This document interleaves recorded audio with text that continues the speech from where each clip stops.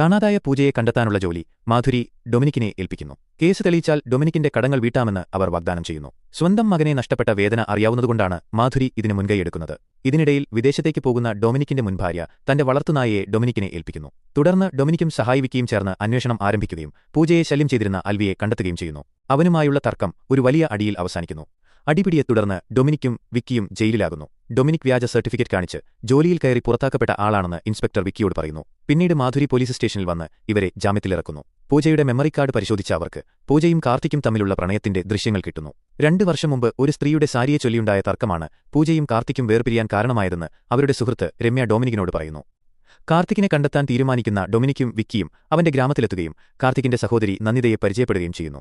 കാർത്തിക്കിനെ 2 വർഷമായി കാണാനില്ലെന്നും അവൻ തിരിച്ചുവരുമെന്ന പ്രതീക്ഷയിലാണെന്നും നന്ദിത ഡൊമിനിക്കിനോട് പറയുന്നു. തുടർന്ന് കാർത്തിക് ജോലി ചെയ്തിരുന്ന ഓഫീസിലും കാർത്തിക് താമസിച്ചിരുന്ന വീട്ടിലും ഡൊമിനിക്കും വിക്കിയും അന്വേഷണം നടത്തുന്നു. കാർത്തിക് പോയതിനു പിറ്റേന്ന് ഒരു അജ്ഞാത സ്ത്രീ അവിടെ വന്നിരുന്നതായി അവർക്ക് വിവരം ലഭിക്കുന്നു. കാർത്തിക്കിന്റെ ഓഫീസിലെ ടോണി, സഞ്ജയ്, ഇബ്രാഹിം എന്നിവരെ കേന്ദ്രീകരിച്ചായി പിന്നീട് ഡൊമിനിക് അന്വേഷണം തുടങ്ങുന്നു.